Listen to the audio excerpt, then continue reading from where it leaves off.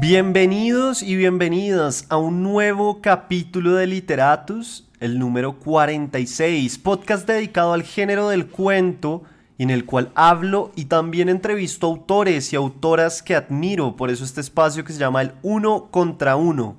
Mi nombre es Federico Baraya Galán, o El Man de los Cuentos, y les recuerdo que todavía pueden apoyar este proyecto con tan solo $3 haciéndose parte del grupo de Patreon que encuentran el link en la descripción.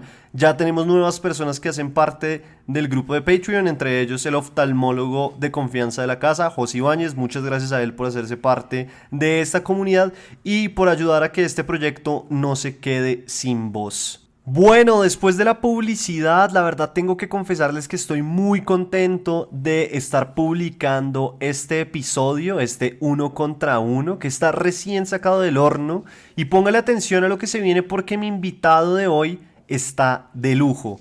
Es dominicano, es poeta, es ensayista y es cuentista, pero sobre todas las cosas, claro, es escritor.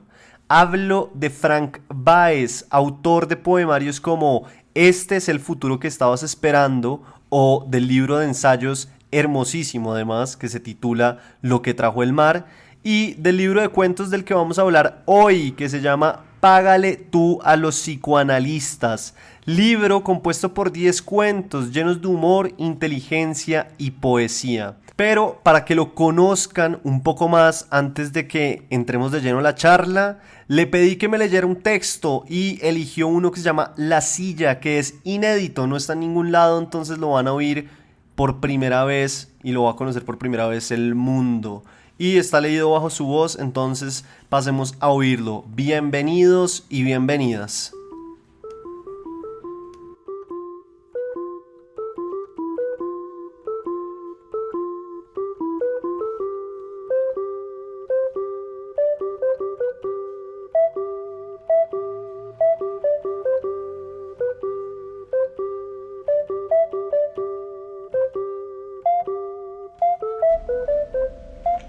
La silla. Recientemente me he mudado y he estado comprando cosas para el apartamento. Hace 2 semanas fui a una tienda en busca de una silla que hiciera juego con un escritorio que me obsequiaron. Eran las 7:40 p.m. y la tienda estaba a punto de cerrar. Por los pasillos llenos de ropa usada y de utensilios desfilaban rubias melancólicas, ancianas con mascarillas, una que otra pareja. Un jorobado chequeaba unos estantes llenos de vasijas.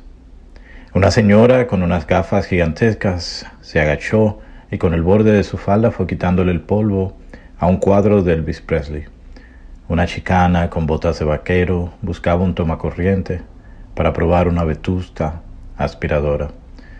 Doblando por un pasillo noté que a lo lejos se distinguían piezas de mobiliario: mesas, armarios, sofás, estantes y, por supuesto, sillas de todos los tipos, desplegables, de madera, de oficina y plásticas. Había una negra con rueditas. Eché a correr y me senté en ella como para que todo el mundo entendiera que era mía. Suspiré al notar que era cómoda, reclinable y que además le quedaría perfecta a mi escritorio. Al leer el precio de la etiqueta solté un grito como si la silla me hubiera pellizcado. $5. $5 por una silla de oficina en perfectas condiciones era una ganga. Ya que el precio barato me resultaba sospechoso, empecé a probarla. Me senté de todos los modos posibles, golpeé la palanca para subirla y bajarla, la empujé por los pasillos para probar las rueditas. Todo funcionaba normal.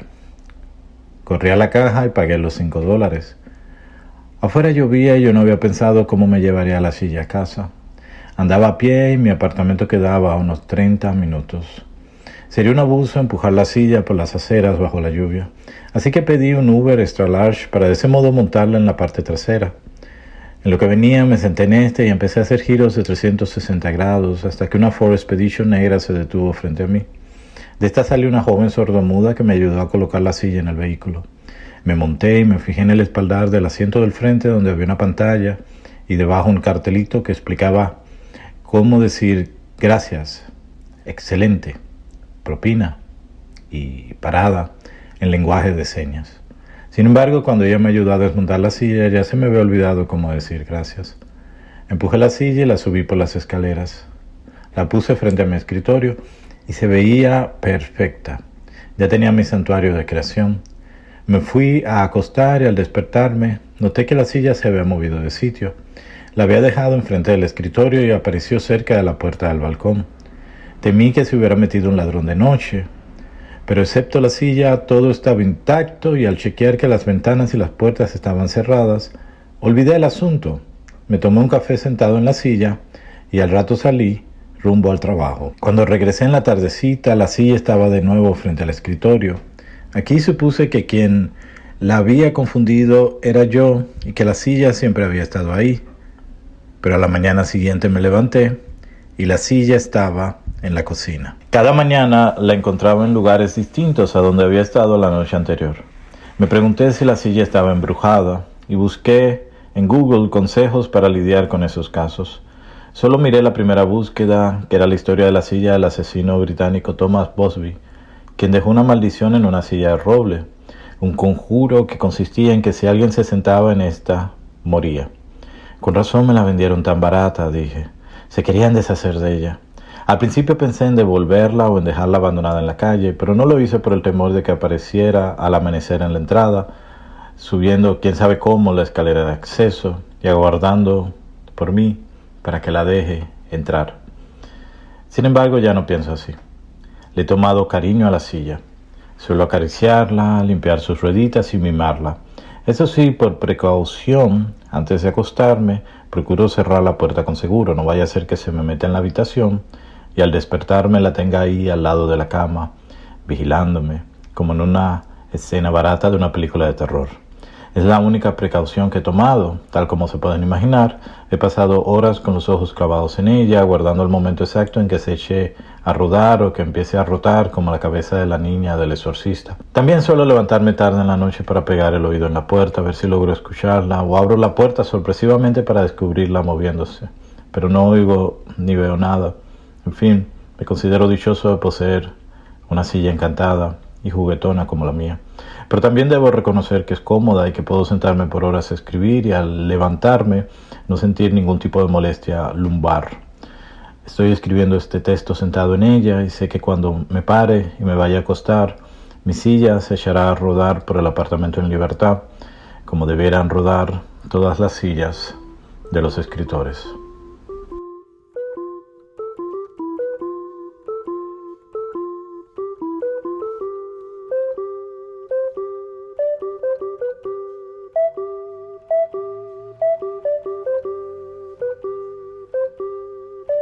Bueno, Frank Baez, la verdad es que no sabes la alegría que tengo de estar en este espacio y en esta entrevista hoy acá contigo. Em, Creo que me he leído todos los libros que has publicado, desde ensayo, poesía y ahora por fin me pude dar el gusto de leer Págale tú a los psicoanalistas, libro de cuentos, que no es tan fácil de conseguir, pero bueno, lo logré y acá estamos para hablar de él. Frank, ¿qué más? ¿Cómo estás? Bien, muy contento de estar acá en tu programa y, y hablando de cuentos, que me sorprende mucho el tema. Y bueno, y gracias por todo lo que tú dices y por leerme, de verdad. Sí, muy honrado de estar por acá. Bueno, Frank, yo le hago esta pregunta a todas las personas que pasan por los uno contra uno, que es una pregunta que parece como sacada de entrevista de trabajo, pero básicamente es, ¿quién es Frank Baez para esas personas que no te conocen? Wow, es verdad, parece pregunta de entrevista de trabajo. Ah, bueno, lo básico, yo soy un escritor dominicano, nacido en 1978 en Santo Domingo. Ah, he vivido gran parte de mi vida en Santo Domingo y también he vivido en otros sitios, pero yo diría eso sí, que si algo me caracteriza eso de que soy dominicano y he vivido en República Dominicana y nada, y la pasión por la literatura de siempre y por el arte, ¿no? Por la cuestión cultural. Yo diría que esas son cosas que definen y nada.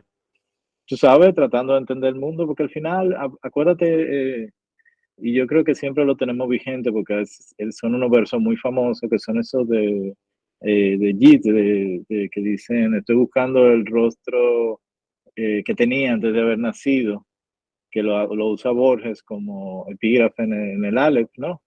Pero también YouTube lo saca en una canción y lo plagia y se lo coge como si fuera de ellos, porque no dice que de...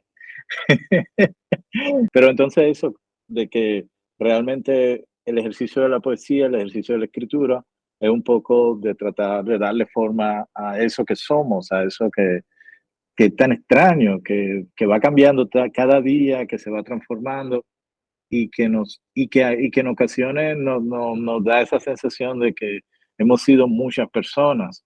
Hablar de esa identidad, hablar de quién es uno, a veces es un poquito difícil porque realmente estamos en esa lucha de que no sabemos bien qué somos, ¿no? Y un poco yo diría que el ejercicio poético en mi caso es tratar de entender eso, de tratar de conciliar todos esos seres y qué sé yo, y creas como ese personaje, ¿no?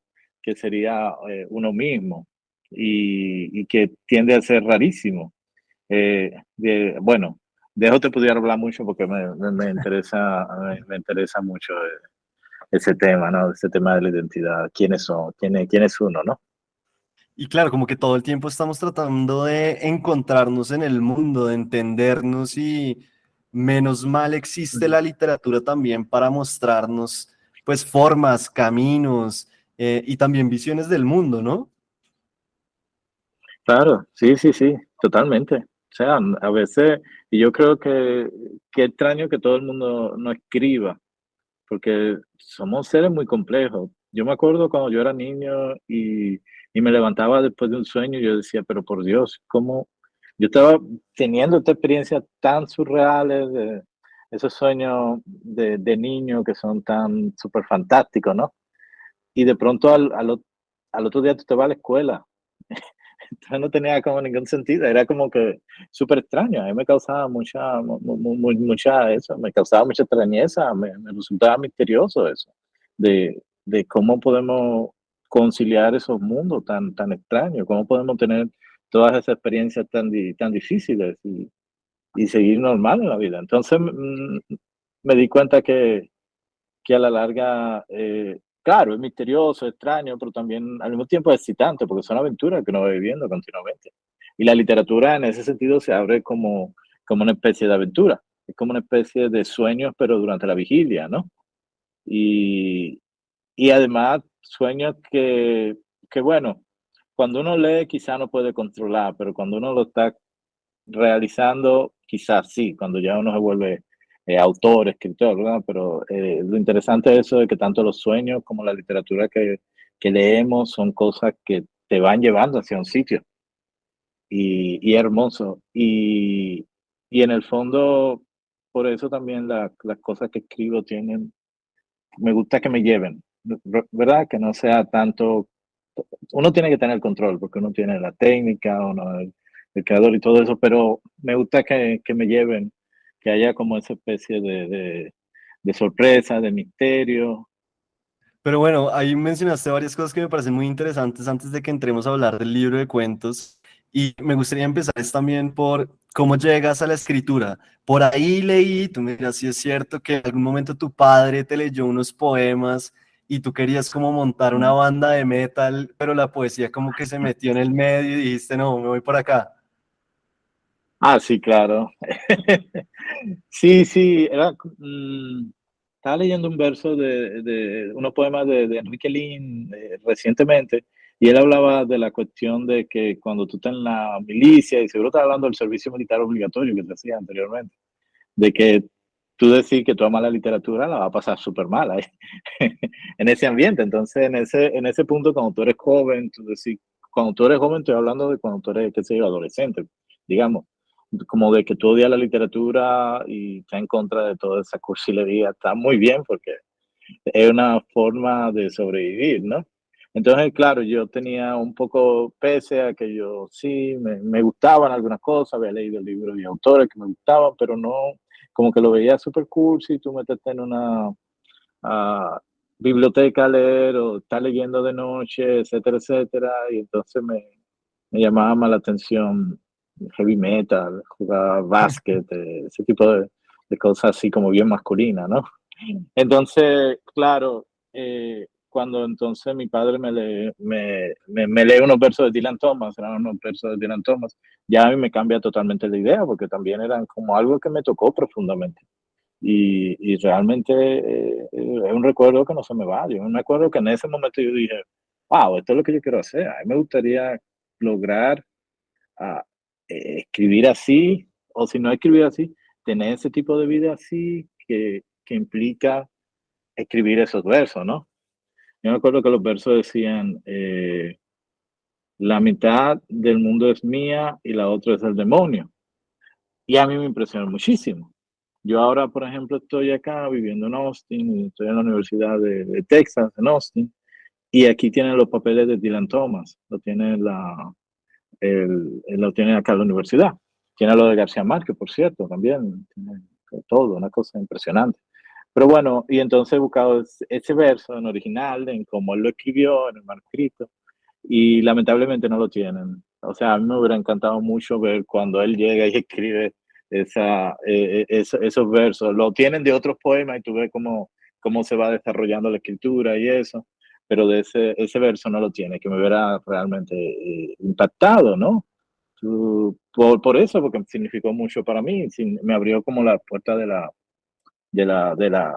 literatura, que implica eso, leer y escribir, ¿no? Como leer y escribir como forma de vida, que es un poco lo que yo he hecho hasta ahora después de eso. Hubiera sido, sí, claro, hubiera sido como un cierre lindo y muy interesante esa historia de cómo entraste en la poesía. Pero bueno, Frank, hablemos de el tema de cómo llegas a elegir temas para los poemas, para los cuentos o para lo que sea que estás escribiendo.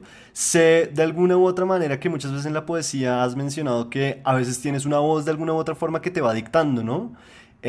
Pero frente a los temas, ¿cómo funciona?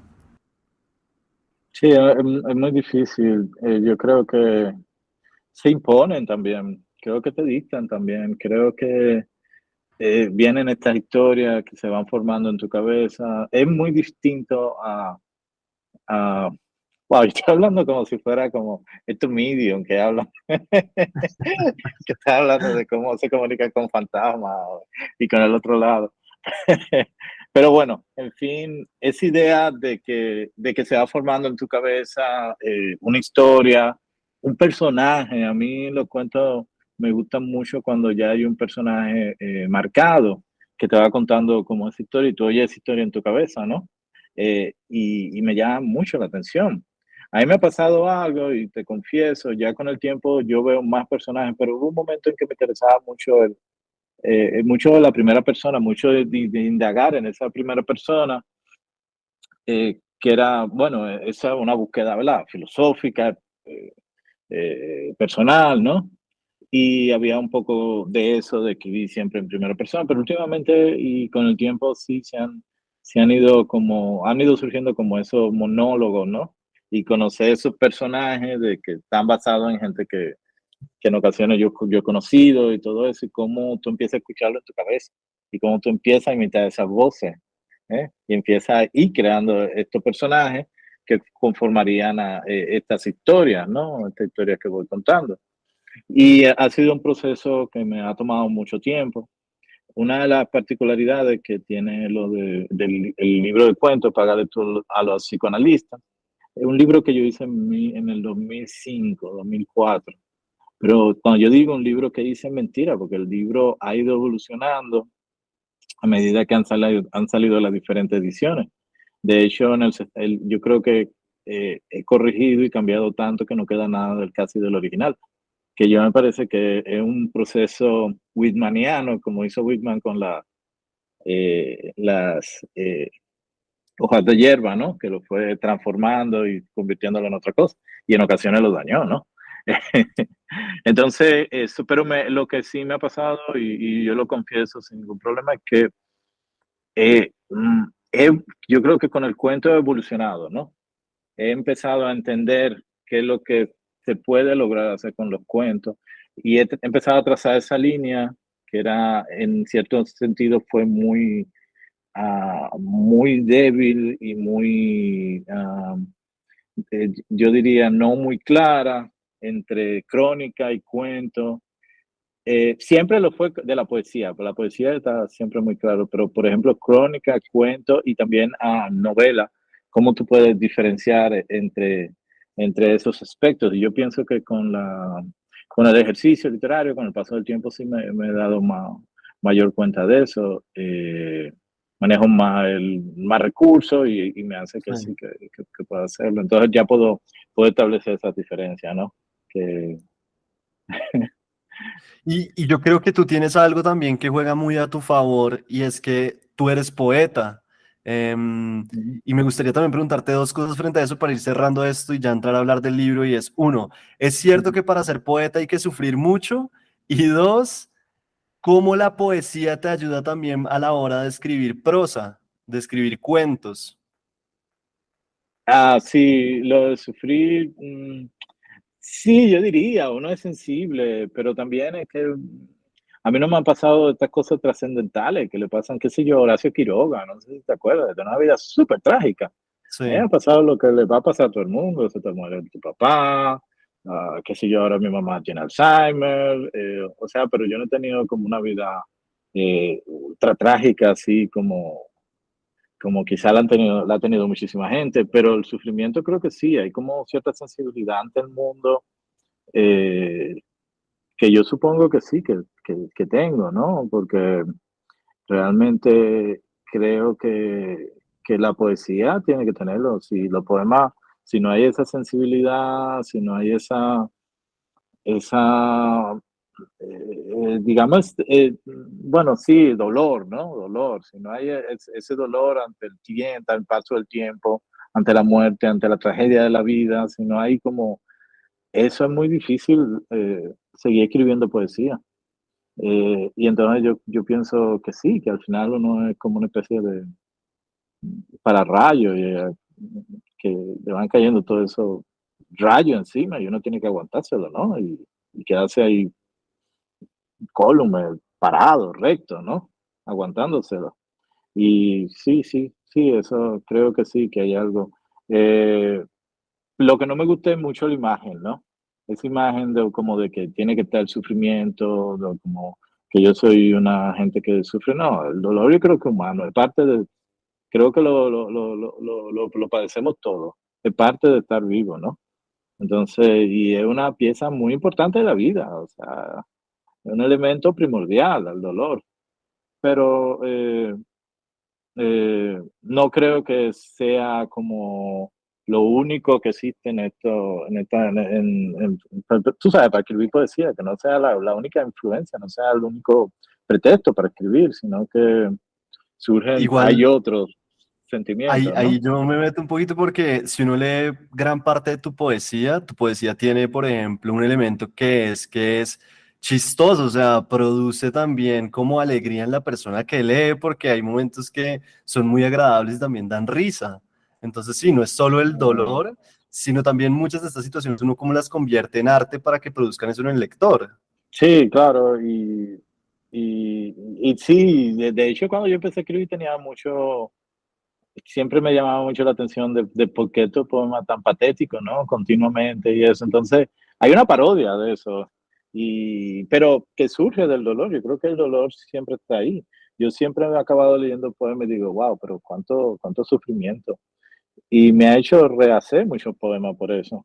Creo que algo que está muy cercano, como decía Vallejo, con la muerte cercana. ¿Cómo era el verso? Ya se me fue.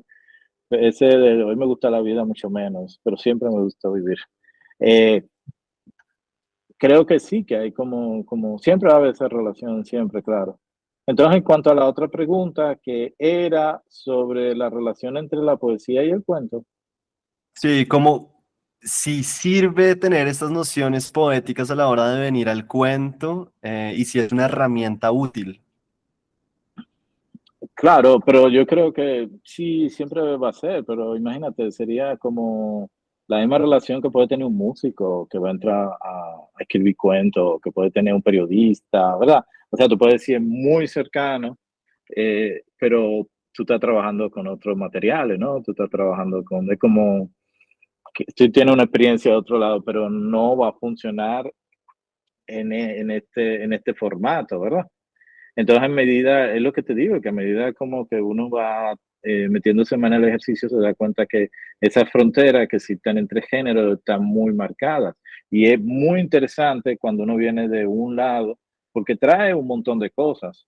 El problema es que cuando tú eres consciente de la cosa que tú traes, que lo que yo traigo de la poesía y lo llevo al cuento, cuando soy muy consciente de eso, entonces me salen estos cuentos líricos que son poemas encubiertos en cuentos, ¿no?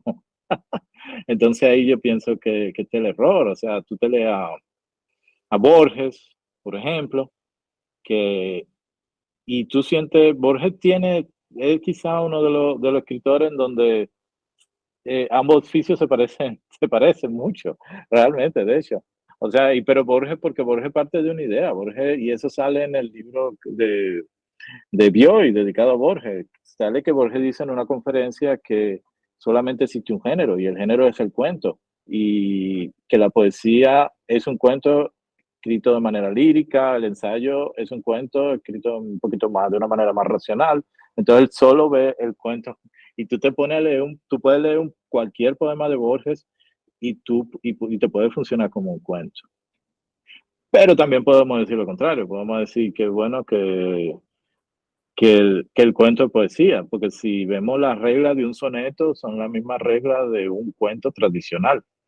O sea, que tiene que tener los tres elementos del cuento tradicional, ¿no?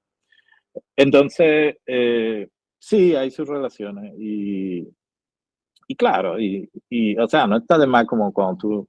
El problema es cómo, es que cuando tú te sientas a escribir un cuento, tú tienes que olvidar de todo y entonces arrancar a hacerlo y tiene que funcionar, ¿no?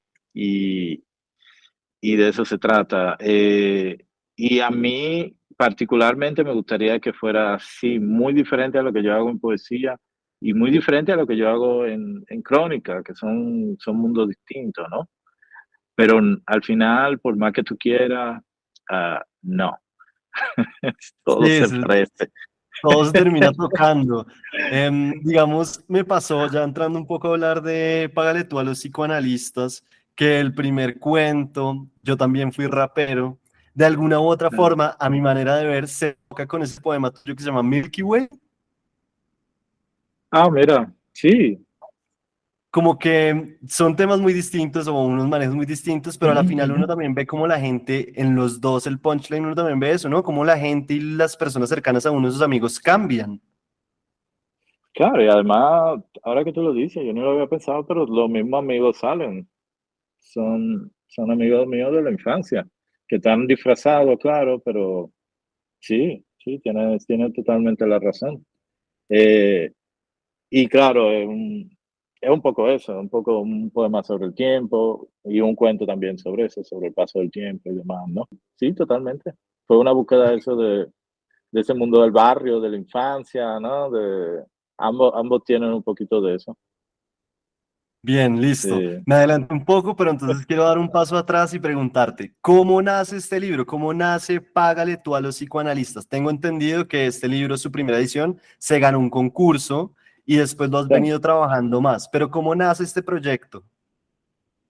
Sí, a mí, yo siempre escribía cuentos. De hecho, yo empecé escribiendo cuentos antes que escribí poesía. Yo me acuerdo que escribí un libro de cuentos cuando estaba en el bachillerato y era un proyecto que había y el libro se llamaba Alas Rojas y Sensaciones Oscuras. Un título cursi, super cursi, pero eran cuentos o viñetas, mejor dicho, súper divertidas de cuestiones y muy influida por una película de Woody Allen, todo lo que siempre quisimos saber sobre sexo y nunca preguntamos. ¿Te acuerdas? ¿No te acuerdas de eso? Entonces tenían un trasfondo, ¿verdad? Como clínico, de psicoanálisis, de psiquiatría, entonces aparecían todas estas parafilias, sobre todo sexuales. Entonces, imagínate, eso lo leíamos entre los amigos y era muy divertido porque eran chistes prácticamente, eran anécdotas, y eran cuentitos, y yo empecé con eso, y ese, de hecho, sacamos 2 copias del libro. Yo ni tengo idea de dónde anda eso. Un amigo una vez me dijo que la tenía. Habría que ver, pero sí, yo me acuerdo de eso y sería como una especie como de fanzine, ¿no? Y entonces sí, claro, hubo siempre ese interés por el cuento. Entonces cuando sale esto, yo estaba decidido a escribir solamente poesía, que era lo que me interesaba, pero también tenía como esa idea de escribir cuentos, me llamaba mucho, mucho la atención. Eh, y había escrito varios. Yo gané un premio, un concurso de premio en la universidad, me acuerdo, con el cuento que le da el título al libro, para lectura a los psicoanalistas. Se ganó un concurso de hace más de 20 años. Y entonces se iban acumulando estos textos y bueno, como en el 2005 creo que fue, sí, se hizo un concurso en Santo Domingo, en la Feria del Libro, y el libro ganó el premio de cuento internacional de la Feria del Libro Bien, y concurso de cuento internacional de la Feria del Libro de Santo Domingo y entonces el libro se publicó a propósito de eso y salió la primera publicación y nada, yo estaba contento, pero finalmente acabó siendo el único libro de cuentos que he hecho, realmente, pese a que he seguido escribiendo cuentos y todo eso. Lo que sí he hecho es reeditar el libro con cuentos nuevos que le he ido añadiendo y al mismo tiempo, como si fuera un juego de baloncesto, he sustituido otros cuentos que no me gustan tanto por los cuentos nuevos. Entonces, he tenido como esa relación con el libro, que no sé si alguien lo hace, eso de que a medida que pasa el tiempo, el libro se va transformando hasta que no tiene nada que ver con el original. Eh, pero sigue siendo el mismo libro. Pasa con los equipos de basquetbol, ¿no? El equipo del 1980 de Chicago Bulls no es el mismo de ahora, porque eran a los jugadores. Entonces esos jugadores, esos cuentos van siendo sustituidos a medida que pasa el tiempo. Entonces, no sé, pero todavía te voy a decir la verdad, es que todavía no me siento cómodo con el libro. Creo que todavía hay una posibilidad de que salga en Puerto Rico una última versión este año o el que viene, y por supuesto tendrá cuentos diferentes y sustituiré algunos también. Entonces, ese proceso tiene que ver con mil causas, no solamente por una cuestión de locura mía o algo así, sino también con la misma industria editorial en República Dominicana, que no existe, el interés para publicar este tipo de libros, donde lo hay. Y ahí te saldrían mil preguntas. ¿Qué está pasando con revistas que publican cuentos? ¿Cuántas revistas hay que publican cuentos? O sea, ha cambiado mucho en los últimos, ponte 30 años, el mundo del cuento. Entonces, son pocas las editoriales ya que publican solamente cuentos, ¿no? Entonces, en esa transformación también hay algo de esto, ¿no? De que ya no resulta, ya es muy raro alguien que va a decir, bueno, el próximo va a ser un libro de cuentos, voy a sacar. Era súper normal que los autores hicieran eso a medida que se iban acumulando sus cuentos, ¿no? Que publicaban en revistas. Pero ya hoy en día, al no haber tantas revistas, no haber tanto interés por el cuento, entonces las cosas han cambiado. Y yo creo que son muy interesantes, sí, como ver ese asunto. ¿Dónde serían los cuentos hoy, no? claro, un poco también acá en Literas vamos en contracorriente con eso también porque hablamos del género del cuento que, como dices, Por pues es eso, tan claro. difícil. Em, pero sí, creo que por lo menos en Colombia hay varias editoriales que le están apostando al cuento y se han sacado varios libros de cuento últimamente acá en Colombia. Entonces como que acá todavía se está moviendo duro y es interesante. Em, Ujú. pero sí, es difícil, además porque muchas veces también el cuento no es esa lectura como de playa que es de pronto lo que más se vende a veces y que Sí, la sí, gente sí. sí. Exacto, entonces como que en las lógicas editoriales eso puede causar problemas. Pero no puedo dejar ir la respuesta que diste ahorita preguntándote por qué todavía no te Ujú. convence el libro, o sea, ¿qué es lo que pasa? Yo diría que son dos factores, talento, uno, o sea, eh, dedicación a lograr. Yo creo que el cuento tiene algo de perfección, ¿no? A diferencia de la novela, ¿no? Eh, y puede que la poesía sea igual, pero la poesía creo que hay una cuestión sensual que el cuento puede que tenga, pero no es tan propia del cuento, ¿no? Pero la poesía sí, la poesía no tiene, quizá no tiene que ser perfecta, pero puede que tenga ciertos elementos que te atrapan, que te conmueven, te hacen reír, te hacen llorar, te hacen subirte a la pared o lo que sea, ¿no? Pero el cuento como que tiene una forma de que, o sea, de que no hay, los elementos no pueden fallar, ¿no? Entonces, yo creo que hay una cuestión aquí de orfebre, de artesanía, de insistencia, que hace que un cuento, que bueno, que lo tiene la poesía, claro, la poesía lo tiene. Pero en el cuento es diferente, en el cuento eh, se nota demasiado. La poesía todavía podemos, como que tú puedes decir, bueno, es un poema tipo Fran, le salió así, etcétera, etcétera. Pero el cuento no, el cuento tiene el cuento tiene como funciona independientemente, yo diría que hasta del autor, ¿no? Hay como algo ahí que no es que tú dices, bueno, ese fue un cuento tipo Fran, no, el cuento tiene que funcionar. Porque Sí. el problema con los cuentos es que eh, y yo lo digo siempre cuando me preguntan es que párate y cuenta una historia y a un final malo, la gente se va a quedar así, te va a poner, se va a cruzar de brazos y se va a quedar mirando, te va a decir como, ¿y? ¿Tú entiendes? Eso pasa con el cuento. Y cuando tú tienes la maestría del cuento, es cuando tú puedes, antes, dos, tres, cuatro, cinco oraciones antes, un párrafo antes, tú decir, detenerte y la gente te amenaza con una pistola si tú te paras. O sea, tú tienes que continuar. De hecho, en ese párrafo antes del final o cuando sea, pero ese momento así de tensión, de acumulación, si tú te paras, tú puedes pedir dinero y la gente te tira la tarjeta de crédito. Y, y la cuestión, porque es que tú es como un viaje que tú has llevado a la gente. Y eso no lo hace la novela, eso no lo hace, bueno, lo hacen la buena novela, ¿no?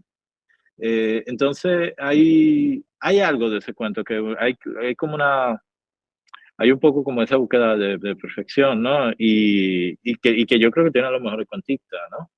Que tienen los mejores cuentistas. Pero que bueno, también no, son muchísimos elementos, no creo que solamente el cuento tampoco, no nos vamos a poner de que tiene que ser una cuestión de que tú estás diseñando una catedral o algo así, ¿no? Siempre, ¿no? Eh, No, y pero tiene mucho de eso. sí, como que el cuento, lo que se ve mucho también a través de la teoría y la técnica es que tiene que ser un mecanismo perfecto, que tiene que funcionar y los cuentos que no funcionan son muy claros que no funcionan, pero el problema está en hacer que el cuento funcione. Casi nunca funciona, entonces, claro, eso puede ser muy Mm. frustrante. Em, Dentro de las cosas que uno habla del género del cuento y de la escritura en realidad está el punto de vista, ¿no? Y entonces, ¿por qué traigo esta ocasión? Porque me gustaría que habláramos de un cuento en específico que paga tú a los psicoanalistas que maneja cuatro puntos de vista distintos y cuatro narradores distintos, como es el de Nos vemos en el baño, creo que se llama. Sí, sí, sí, que Entonces, una, ¿cómo fue construir un sí. cuento a cuatro voces, cuatro personajes que te tenían que decir cuatro historias que eran pues, o sea, sí, como la misma historia, pero a cuatro voces distintas? ¿Cómo fue ese proceso? Fue, yo me di cuenta porque el cuento yo lo hice y solamente tenía una voz y, y no funcionaba. De hecho, hay un amigo, me va a matar, Miki Otero, escritor de Barcelona, que le gustó mucho esa primera versión. Y yo le decía, no, es que no, hay algo aquí que necesita como expandirse, ¿no? Entonces, este cuento, que es un cuento, él lo veía sencillo, él veía como que es un cuento colonialista. A ver, un poco la idea va de un muchacho que está en un bar y se crean como estos malos entendidos con una turista española que piensan que sencillamente porque es negro le puede conseguir droga. Entonces hay una cuestión de juego de mirada, mientras el otro está pensando que se acaba de ligar a una extranjera. Hay un juego Claro, ahí, entonces la es única un forma cuento de de, malentendidos. claro, entonces en ese juego de mirada tienen que entrar todas, ¿no? Porque todas son importantes, cada pieza tiene una preponderancia y es una importancia. Entonces, el cuento fue creciendo a partir de ahí, fíjate. O sea, la trama pudiera ser eso, pero el cuento fue desarrollándose, porque yo me dije, ok, pero bueno, esa sería la visión sencilla del tipo que dice, bueno, estas personas que vienen de fuera, mira cómo nos tratan por tal y tal cosa, no, nos confunden con narcos, con pushers, con lo que sea, ¿no?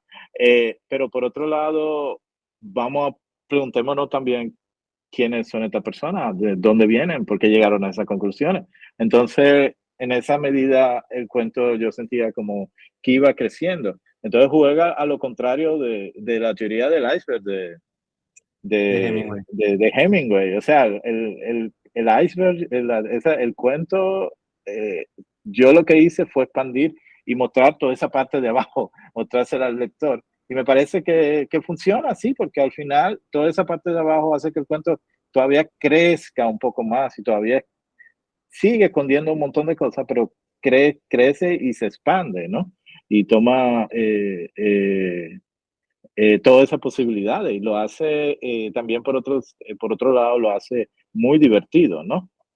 Lo hace súper divertido y eso también me interesa muchísimo. Y sobre todo también desarrolla los personajes, que otra cosa que me está también interesando mucho eh, últimamente, ¿no? Tanto en la narrativa como he estado tratando de trabajar un poquito con guiones de cine, también con el cine, o sea, el trabajo con personajes que tú sabes, y eso me gusta, eso de ahí es que vino el cuento fue creciendo y eso me gusta porque al final también todo va así, todos nuestros proyectos van desarrollándose y van yendo hacia otro punto y eso el principio también de Pagarle todos los psicoanalistas, que es un libro que va creciendo, que va aumentando, que se va desarrollando, que no hay, eh, por lo menos en mi caso, no hay como un texto definitivo, sino un texto que va a seguir ahí hasta que yo me muera y no se pueda cambiar, aunque de pronto hay alguien que lo sigue cambiando, quién sabe. No, y es muy interesante eso que dices del desarrollo de los personajes, porque también es a través como de la visión de los otros personajes que también se desarrolla el personaje que ya no está hablando, porque uno empieza a conocer cosas que el personaje cuando estaba narrando no le estaba contando. Sí, exacto. Sí, sí, un poco eso. Y que al principio de Rashomon, ¿no? Del texto famoso en que está este asesinato y todo el mundo empieza a contar y así nos vamos enterando de todos los personajes, de toda la trama detrás y de todas las intenciones, de toda la... Es un poco eso, yo creo que sirve mucho para esta comedia de enredo. Yo lo veo un poco como eso, que me interesa cada vez más esta idea de comedia de enredo, ¿no? De cómo tú lo puedes, de cómo tú lo puedes desarrollar, cómo tú puedes lanzar un tema, tú puedes lanzar un tema ahí, aquí el tema es sencillo eso. Dos españolas que están en un bar y ven un negro y piensan que porque es negro le va a conseguir droga, la droga que están buscando para seguir pasando su noche. Bien, entonces el, el negro resulta ser el tipo más extraño del mundo, que es como crítico de cine Sí, sí, y sí, con esta voz toda profunda. claro, claro, claro. Y que está viendo una joda. Como que era también la idea como de darle vuelta a todos esos clichés, todos esos prejuicios, y un poco jugar con eso, un poco jugar con todas las posibilidades. Y entonces me gusta mucho eso, de qué manera también los cuentos pueden expandirse. O sea, hay una relación que nosotros vemos muy común cuando los cuentos los llevan a película o lo llevan al teatro, y es como tú tomas ese material y lo sigues, tú creas este personaje que nunca apareció en el cuento, pero que se entendía que podía salir en el cuento. Entonces hay eso de que sigue desarrollándose y sigue creciendo y sigue creciendo. Entonces eso a mí eso me parece buenísimo. Eh, por eso es que te digo de nuevo, yo creo que uno puede seguir trabajando los textos, desarrollándolo, que no hay como un punto final en literatura, sino como que tú puedes volver siempre a los cuentos. En mi caso yo hago lo mismo con los poemas. Los poemas salen en un libro y yo lo rehago para otra publicación y siempre están en continua transformación. Y no es mi caso, el caso de todos los escritores. O sea, cuando tú te vas a los escritores que bueno, que tú te vas, qué sé yo, y toditos siempre continuamente estaban trabajando sus textos, nunca lo dejaban atrás. Hay un autor que me interesa mucho y que es amigo, que es César Aira, y César no hace El eso. argentino. César siempre va adelante, siempre dice que eso no tiene sentido, que es una idea de perder tiempo, que si tú quieres encontrar lo nuevo, tienes que seguir avanzando, que mirar atrás no vale la pena. Y qué sé yo, también yo pienso, es muy de la poesía, es muy eh, de Franco Jara, de los surrealistas, muchos pensaban así, ¿no? De que ya el trabajo hecho ya estaba hecho. Pero no sé qué me pasa con los cuentos, especialmente, que siempre hay como esa vuelta a eso. Frank, mencionabas ahorita un poco el humor dentro de tu escritura, dentro de los cuentos. Digamos que si hay alguien por acá oyéndonos que está interesado o que quiere meterle humor a su escritura, ¿qué le recomendarías? Porque el humor puede ser también muy dificultoso, puede ser también mal llevado, una caricatura que no funciona. Sí, sí, hay que tratar de evitar el humor, de hecho, al menos cuando sea necesario, porque el humor es muy, o sea, el básico es que nosotros creemos a veces que las cosas tienen gracia y de pronto tú la lees a un grupo de personas y la gente no se ríe, pero entonces se ríe de los lugares comunes a veces y tú para tratar de satisfacer el público, la risa o el aplauso o el éxito de un texto, tú acabas escribiendo una cosa que a todo el mundo le gusta. Entonces, a veces el cuento debe ser riesgoso. Entonces el humor puede complicar ese riesgo, ¿no? Porque estamos buscando eso. Entonces el humor que a mí me interesa es el humor un poco más sorpresivo, un humor ah, que hace, que mueve hacia adelante la trama, ¿no? Que hace que se vaya desarrollando. Ese es el humor que más me interesa. Pero yo creo que siempre que hay algo de humor es porque se está desarrollando un poco el texto, ¿no? Pero me gusta la gracia, yo creo que también la gracia, la primera oración, tú tienes que agarrar al lector con la primera oración y continuamente tienes que encontrar mecanismos para que el lector no se te duerma, para que el lector siga ahí, vaya, lector, lectora, lectores, como sea, ¿verdad? Y vaya siguiendo el texto. Entonces un poco yo creo que el humor tiene como esa posibilidad, ¿no? Entonces, las escenas también, las escenas que tienen a veces un poco uno lidiar con ciertas cosas, y yo creo que los mismos personajes, nosotros lidiamos con las cosas cuando podemos reírnos de las cosas, ¿no? Esa es una máxima hacia la realidad. Yo creo que los personajes también, ¿verdad?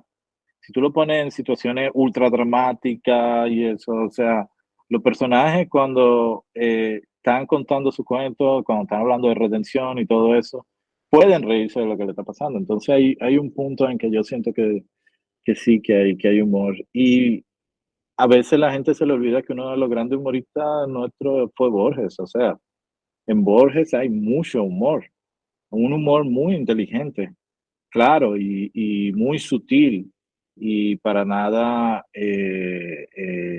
digamos, grosero, ¿no?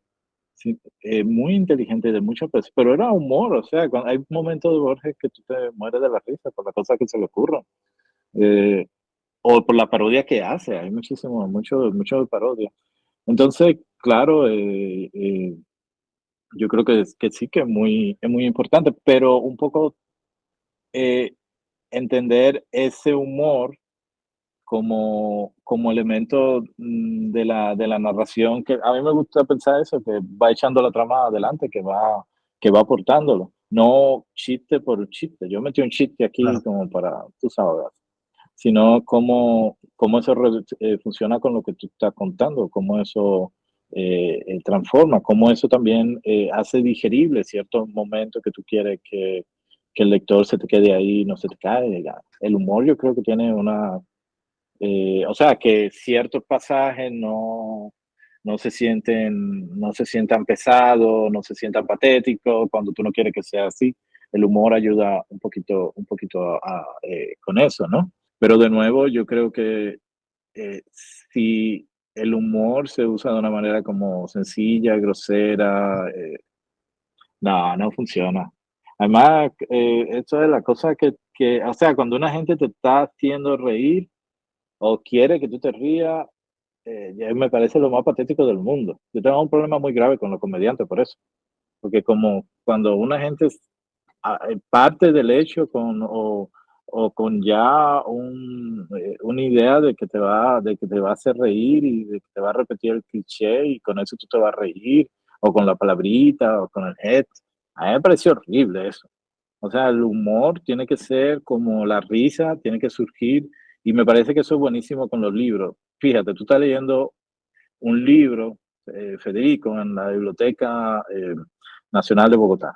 Tú vas y te sientas y es un sitio solemne y tú te sientes y estás leyendo tal cuento, estás leyendo un cuento de Borges, y cuando viene esta línea, de pronto tú sueltas una carcajada.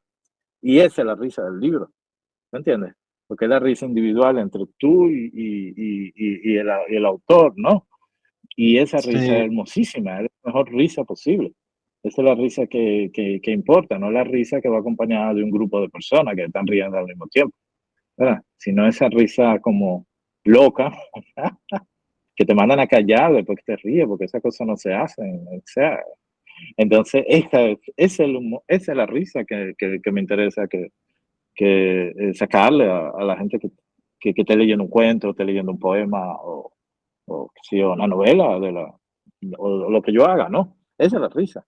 No la risa, te digo, como grupal y eso, eh, que no.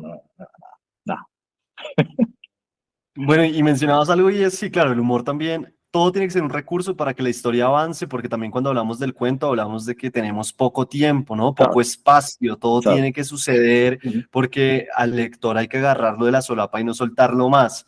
Y hablando de eso, en este libro, en Pagarito a los psicoanalistas, tienes dos cuentos muy cortos. Uno de esos es No va a doler y el otro es Cat Stevens. Son cuentos supremamente ujú. cortos. ¿Es difícil escribir esos cuentos tan cortos en tu experiencia? ¿Cómo es eso? Ese es el de No va a doler, es uno de los más viejos que yo tengo. Yo no creo que ya siga para otro libro. Pero sí, porque era un cuento como que iba a un sitio que funcionaba como un ejercicio de un punto hasta otro punto de la ciudad. Yo pensé, ¿cómo tú puedes escribir un cuento que vaya de un punto a otro punto y el lector se sigue, al final como que se sorprenda? Ese era el principio del cuento. Y bueno, ahí está, ese fue como... Y el otro, el del gato, yo me acuerdo que lo hice en un taller de escritura y, y fue con algo que realmente ocurrió, es como una anécdota que se vuelve como cuento. A mí me gustan mucho los gatos y es un poco como un jueguito ahí como con eso, ¿no? Y que habla también de una experiencia de cuando yo vivía en Estados Unidos y hacía muchísimo, en Chicago, perdón, y hacía muchísimo frío y todo eso. Eh, entonces, sí, yo creo que mientras más cortos, más complejos son los cuentos, ¿no? Porque tú tienes tan poco elementos que tienes que manejarte, de qué manera esto va a acabar funcionando, como cada palabra que yo uso tiene un sentido, tiene una función. Entonces los cuentos cuando mientras más pequeños son, más se vuelven poesía, más se vuelven canciones, ¿no?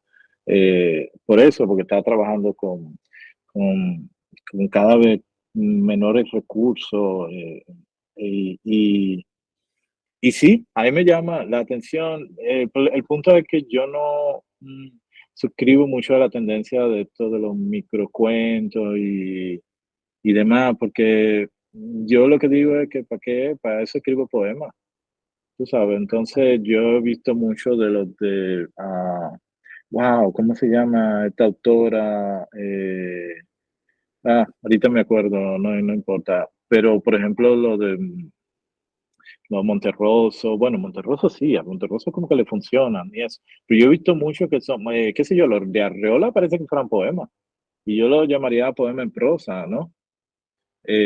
Quizá los de Monterroso son un poquito como más historia, que tú puedes decir que son cuentos, pero acuérdate que Baudelaire manejó una tendencia que se llamaba poema en prosa, que eran muy similares a ese tipo de forma literaria, de microcuento, ¿no? Pasemos a hablar del último cuento del libro que le da también el título a la colección de relatos, que es Págale tú a los psicoanalistas. Y me gustaría primero preguntarte por la técnica detrás de este cuento. ¿Por qué pregunto esto? Porque es un cuento que no tiene puntos, es decir, tiene el punto final, pero de resto el cuento está construido con frases que partes con comas y se siente un poco así, como si esta persona estuviera hablando con un psicoanalista. Entonces como que tiene ese juego también de profundidades. ¿Cómo hacer para escribir un cuento así y no morirse en el intento? Desde un principio nació así, se ha transformado mucho, como tú te puedes imaginar, con todas las revisiones y demás. Pero es interesante porque hubo un punto, el cuento ganó, como te digo, ese cuento sería como el origen de todo el libro y también de mi intención de hacer narrativa corta, ¿no? El libro ganó un concurso en la universidad, el cuento, el texto solo para lectura de los psicoanalistas, que el último texto del libro para lectura de los psicoanalistas, ganó ese concurso como a principios de los 2000, ponte, o sea, hace mucho. Y yo me acuerdo que una amiga hizo un monólogo del texto, lo llevó al teatro. Y entonces ella, al llevarlo al teatro, a medida que ella transformaba la voz que iba hablando y lo buscaba con otra forma, el cuento también se fue transformando. Y cuando salió la próxima publicación, también se transformó. Entonces, con la otra publicación, yo tomé trozos de la vida de esa persona y la incluí en el cuento. Entonces, ahí se fue dando como una relación muy de teatro, que pasa muchísimo en el teatro, pasa mucho en el cine, de la relación entre la actriz y la personaje, ¿no? Y entonces se ha ido dando como todo ese encuentro. Y, y ya finalmente yo siento que sí, que ahí más o menos me gusta, es como súper loco, pero lo que me gusta es un poco que pese a cierto manerismo, claro, y literario y eso, pero se acerca mucho al habla dominicana de que nosotros hablamos rapidísimo y hablamos mucho. O sea, si algo Claro, tiene, o sea, es un cuento muy oral. sí es totalmente oral. Y la idea también con el autor es cansarlo, que es con toda esa coma, que no haya un punto de descanso, sino sencillamente que se deje llevar como en ese río de esa voz que va despeñándose, ¿no? Y sí, esa era la intención, un poco de eso, pero también como tú te puedes imaginar la idea del psicoanálisis, ¿no? Del Exacto. paciente y su y el analista, ¿no? Sé que te he robado muchísimo tiempo. Tengo una última pregunta que es muy importante en literatos en este espacio. Es como la primera que era de trabajo, pero esta se la hago a todos los autores y a todas las autoras que pasan por acá. Si definitivamente no Ajá. quieres responder, está perfecto. Pero bueno, la pregunta simplemente es si te acuerdas qué hiciste con la primera plata, el primer dinero que ganaste por hacer literatura. Wow. Tendría que pensarlo. Eh, ah, Porque yo me acuerdo que me gané un concurso de poemas, pero no me acuerdo qué yo hice con la plata. Realmente no me acuerdo. Eh, wow, no me acuerdo, no me acuerdo. Porque fue hace mucho, o sea, si fue el primero, fue hace muchísimo tiempo. Bueno, y si te la Pero me, cambio, y si te la cambio como a sí, que te sí. acuerdes de una ocasión que hayas ganado plata por literatura y que te acuerdes que hiciste algo con esa plata, ¿qué nos contarías? Ah, no, me fui a la playa, sí, o sea, yo me acuerdo, me gané un concurso, pagamos un hotel y me fui ahí como la mujer mía para la playa. Y ahí se fue el dinero. Sobre todo pensaba que si no lo gastaba rápido, me lo iban a quitar porque se iban a dar cuenta del malentendido, de que quizás se lo había ganado a otra persona y me lo habían dado a mí por un error o algo así. Entonces dije, vamos a gastar este dinero rápido antes que me lo quiten. Bueno, Al Frank, género. pues agradecerte mucho por este espacio, por estar acá en el uno contra uno de Literatus. Para mí fue muy grato tenerte. Disfruté mucho tu libro de cuentos a pesar de todas las dudas que tienes sobre él. Igual que he disfrutado todos tus libros, la verdad creo que el que más me gusta es el de ensayos. Ahora fijo, también me dices que tienes muchas dudas sobre ese, pero es un libro que me acuerdo cuando lo leí en pandemia y me impactó profundamente. Y bueno, pues muy feliz de tenerte acá y agradecerte de nuevo. Ah, no, muchas gracias a ti, de verdad, y gracias, y vamos a seguir sacando cosas.